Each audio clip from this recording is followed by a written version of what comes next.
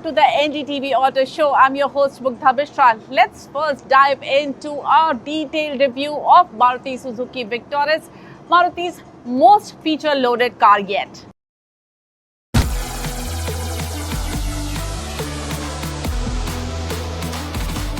This is Maruti Suzuki Victoris, a product where Maruti has made serious attempts at impressing the mid-size SUV customer. It has got many powertrain options, host of features and a lot more upscale interiors. So does Victoris has it all? Let's find out. Let's start with the looks. Victoris juggles design cues from Brezza and e-Vitara. With new signature DRLs and a wide bonnet, Victoris has a new and contemporary front look. Headlamps get split treatment and projector fog lamps sit next to the large air dam area. The panel for ADAS is positioned in the middle, squared wheel arches, slightly sloping roofline and multiple lines and creases keep the side profile interesting. Rear gets the split bar connected LED tail lamp, highlighting the width. Accentuating the SUV stance are the sloping rear glass, sporty spoiler and beefy skid plates. Overall, the design strikes a muscular yet modern note, one that should resonate well with the buyers in this segment. Now let's take a look at all the powertrain options that you have. Victoris and Grand Vitara come with the same set of powertrain options. You get the tried and tested 1.5-litre naturally aspirated mild hybrid K-series petrol engine which makes 103 HP. The power output drops to 89 HP in CNG variant. The all-wheel drive option is also available with Victoris. The 1.5-litre strong hybrid variant generates 116 HP. Gearbox options include a 5-speed manual for the CNG, an eCVT for the strong hybrid, and a 5-speed manual or a 6-speed torque converter automatic for the mild hybrid. Now before I start talking about the drive, let me first talk about the interiors and the quality that you get here in the Victoris. First thing, this touchscreen is much improved from what we have seen in Maruti products. The clarity, the graphics, everything is very neat and it has a lot more color and it's a lot more vibrant. And it's pretty responsive too. But we all know Maruti's touchscreens are not a benchmark in the segment, but this one is definitely much improved from earlier. You get a full digital driver display. You can customize it a little bit, but I think this driver display should have been a little brighter. I like the layout of the dashboard, black and this light grey material, soft touch material inserted here gives that a little bit upscale, upmarket feel to the cabin. The Victoris is the most feature-loaded car ever to roll out of Maruti's stable. A panoramic sunroof enhances the sense of space inside. But what I particularly liked was the thick fabric sunshade. It cuts out harsh sunlight and hopefully will keep the cabin cooler. In terms of conveniences, Victoris gets a wireless charger and several charging points. 10.25-inch color digital instrument cluster, 64 color ambient lighting, a crisp 360-degree camera, ventilated seats, a powered tailgate with gesture control and head-up display with navigation. The top variant also brings in an Infinity Premium 8-speaker system with Dolby Atmos. Victoris also gets ADAS Level 2 and ADAS functions are easy to manage with these buttons on the right hand side of the steering wheel. And before I start talking about the performance, let me just quickly give you a taste of how does it feel to be on the second row. Space check on the second row. Knee room, leg space, foot space, I think it's comparable in the segment. Thigh support is good too. My problem is the headroom. I am 5'7", anybody taller than I am will find it a little cramped here, especially around this headroom area. Maruti says that this one has panoramic sunroof and that's why the headroom is limited. We will have to test in the non-panoramic sunroof version how much headspace you get. I also think that this second row is best suited for 2 people. 3 people will find it a bit of squeeze, even if the third person is a child. The luggage cabin is spacious in both petrol and CNG variants. The CNG variant gets a cylinder-free boot thanks to some clever design engineering. The CNG cylinder sits under the body in a reinforced plastic cover for added safety. The strong hybrid variant has a smaller luggage compartment, thanks to the raised floor to accommodate for added equipment. However, none of the variants get spare wheel. all get only a puncture repair kit with an option to purchase the spare wheel as an added accessory. Right now, I'm driving the 1.5-litre naturally aspirated engine mated to 6-speed automatic gearbox. This is not the quickest engine, but it gives you excellent fuel efficiency. In this iteration, the 680 with 1.5-litre mild hybrid, the Victoris delivers claimed efficiency of 21.06 kpl. It picks up speed rather slow and will not get any marks for being very quick, but I'm driving on a 4-lane highway and there are several occasions where I've had to overtake big trucks, which required some planning every time. But the mid-range is strong, ensuring you overtake comfortably. Gearbox is smooth but clearly tuned for better efficiency, so it takes time to downshift. You also have the option of shifting to manual. You have paddle shifters here and you can use them if you really need to downshift quickly.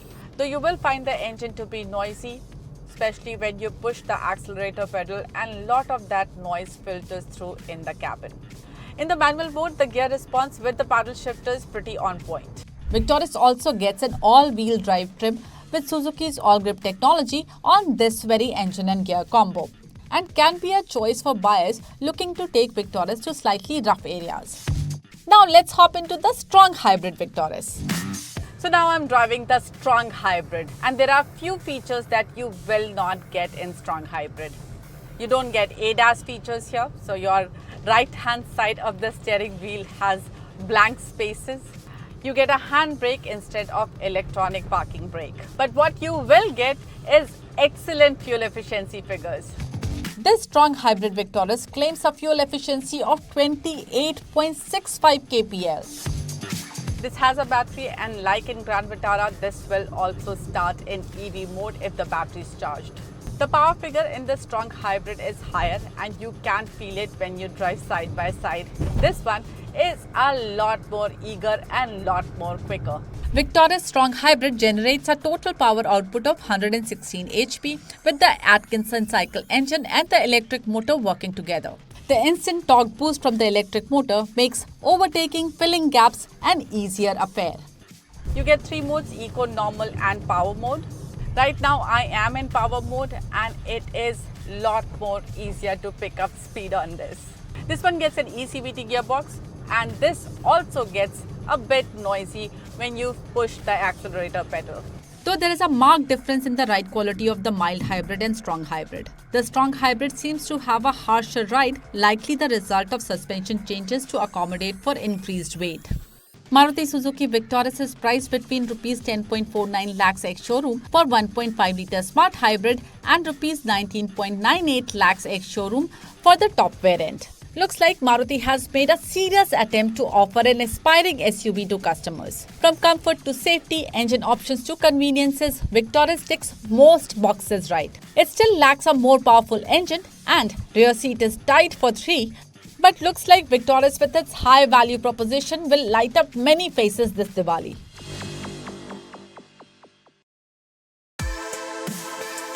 Hyundai India has introduced a slew of new editions of the Creta, Exter, Alcazar and i20 in the Indian market. Starting with the Creta, there are 3 of them on offer: Creta King, Creta King Knight and Creta King Limited. All of them are based on the Creta's King variant. Standard affair on these trims remain the addition of a touch-enabled dual-zone climate control panel, 8-way powered front seats, co-driver seat with walk-in device, driver seat with memory function, 8-inch alloy wheels, rear seat, tray tables, wired-to-wireless adapter for the touchscreen unit, sliding front armrest with retractable cup holders, rear wireless charger and a dash cam. If you buy the King Knight variant, the added changes also include blacked out rims and all black upholstery. Thankfully, it is only available in the matte black shade. The King Limited Edition gets 2 extra color choices: Atlas White, Abyss Black, along with the emblem of King on seat cushion and headrest cushion along with floor mats.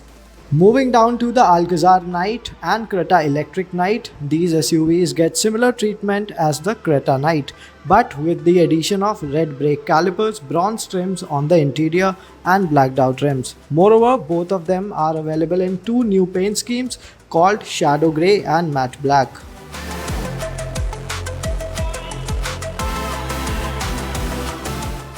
The i20 Night gets Abyss black paint scheme with fully blacked out interior along with add-ons like dash cam, sporty pedals, bronze inserts on the cabin and red brake calipers, quite like the Alcazar Night. Lastly, there's Extra Pro. Now this comes with 3 changes: chunkier wheel arch cladding, silver door sill garnish and a dash cam. Well, it is also available in the Titan Grey matte shade.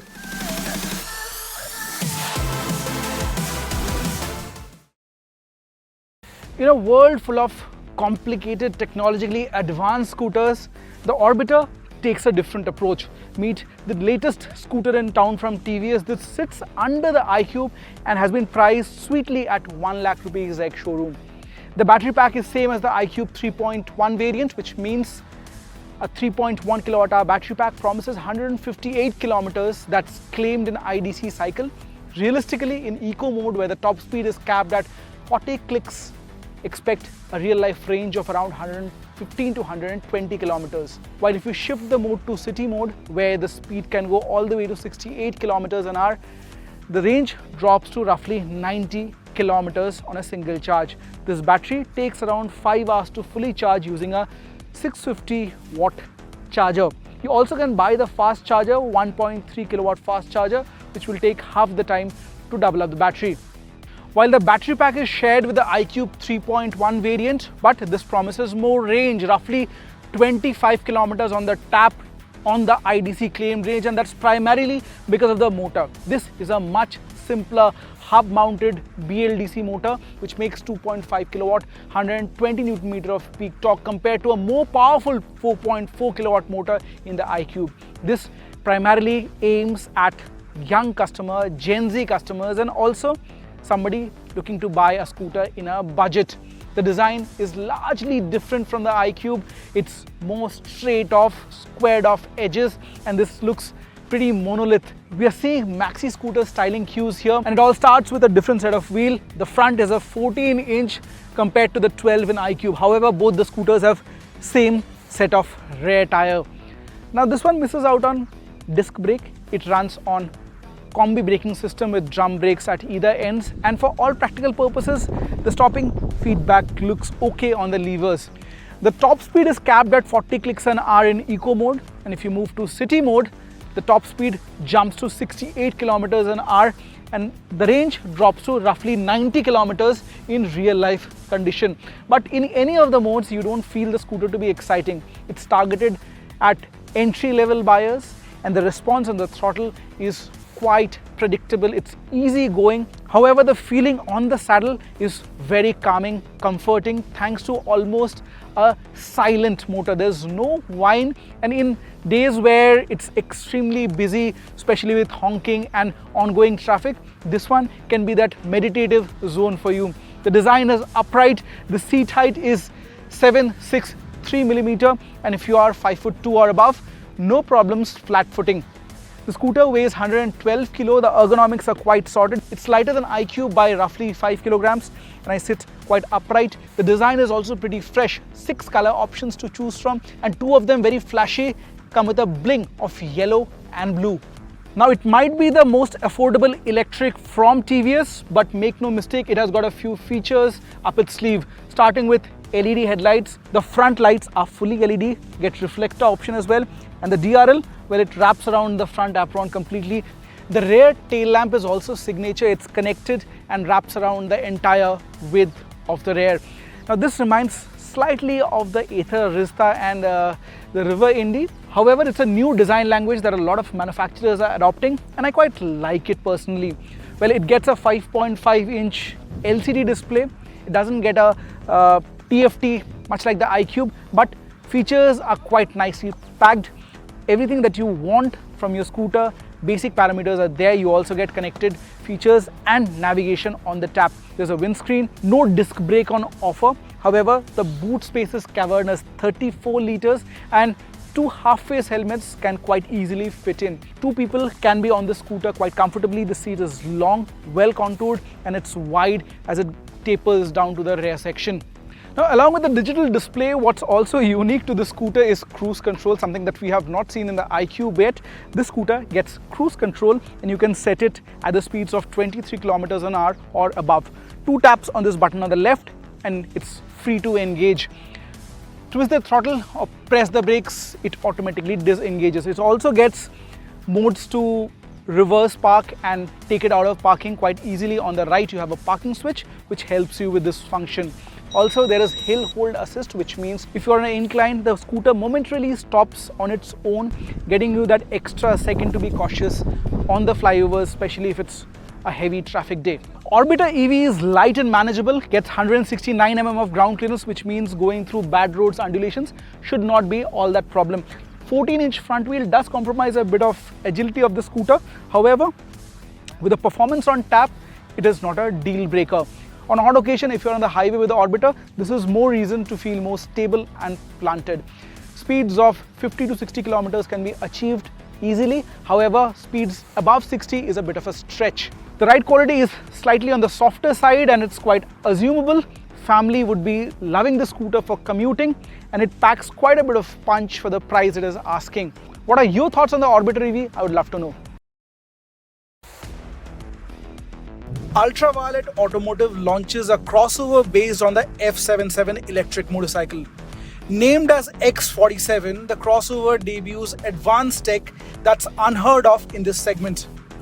Among many segment-first features, the X47 brings in radar-based ADAS system, which not only improves riders' safety but also ensures overall protection for the motorcycle. For the first 1,000 customers, the X47 is priced at 2.5 lakh rupees ex-showroom, which will later become 2.75 lakh rupees ex-showroom. Much like F77, the crossover is also available in 2 battery pack options, 7.1 kilowatt hour and 10.3 kilowatt hour. The claimed range is between 210 kilometers and 323 kilometers. What's also new to X47 is the onboard cameras which double up as dash cam. This, however, comes as an accessory. The styling, much like the name suggests, is a crossover. It rides on 17-inch wheels but has longer suspension travel. The internals of the suspension are also tweaked. Besides Supernova fast charging and boost charger, Ultraviolette has also debuted a 1.6 kilowatt onboard charger which can be folded and kept in travel bag. The face is edgy, comes with all LED lights, sharp creases on the tank and a step seat with exposed battery pack. The X47 has a PMSM motor which generates 40 horsepower and 100 Nm of peak torque. It does a 0 to 100 in 8.1 seconds and has a top speed of 145 kilometers an hour. Hardware is similar to F77. You get dual channel ABS, 4 levels of traction control, 5-inch color TFT screen with Bluetooth pairing and navigation, and 9-level motor regeneration setting. The Ultraviolette X47 will be available in showrooms from October. We also talked to Narayan Subramaniam, CEO Ultraviolette Automotive, on its upcoming products Shockwave and Tesseract. I remember last time I was here, you showcased the Shockwave and the Tesseract. Yeah. So where are we in their development journey right now? So Shockwave and Tesseract, They were concepts. So by when do we expect them to yes. be on the market? No, R&D is on at full speed. Production expansion is also in progress. We should be looking at early 2026. Alright. But that is a different platform. The scooter platform is a different platform. The Shockwave belongs to the light motorcycle platform. This is the evolution of the performance motorcycle platform. And I think the remarkable thing is making it a lot more accessible in terms of utility across different segments and the price point as well. The reason I'm asking about Tesseract is because scooter segment especially in electric vehicles, there are very few motorcycle players anyways in electric vehicle. You are one of them. But the segment is the segment which gets the maximum numbers. So that's the reason why I'm asking when can we expect it, and also when you are doing your production planning. Because Tesseract is again a little premium scooter. It's not mass market scooter. So, what is your production plan? What are your expectations from that product? Let me then answer your question segment inwards, right? So, India today does 60+% motorcycles and IC engines and close to 25-30% scooters. You don't see that same split with electric vehicles because the tech for motorcycles is much harder to build out. It's taken us a good 7 to 8 years because on scooters, the industry is between 2 to 5 kilowatts of power output. We started at a 30 kilowatt power output and with the F99 went to 100 kilowatts of power output. So our approach was to take it top down, and our core belief was that if the fundamental building blocks are in place from a technology and performance perspective, it is easier for us to scale downstream than for others to scale upstream. Right? So it was quite a similar approach to what Tesla did with the Model S. Model S did a lot of the heavy lifting for batteries, motors, software. Then the other variants from Tesla, it was a much quicker go-to-market time cycle. And we are looking at that. And of course, while we have today a beautiful motorcycle coming into this crossover segment, the scooter is definitely going to play a huge role in our growth as well. Priced at 1.45 lakhs, I think it is, again, very similar to the Ultraviolette approach of getting the products to be accessible but loaded with tech and safety. We've announced radars in our scooter platforms as well. I hope you liked the show today. Do give us your feedback on our YouTube channel NDTV Auto. Don't forget to subscribe and press that bell icon so that you get notified every time we upload a video. You can also follow us on your favorite social media platform. I will see you next week. Till then, take care. Bye-bye.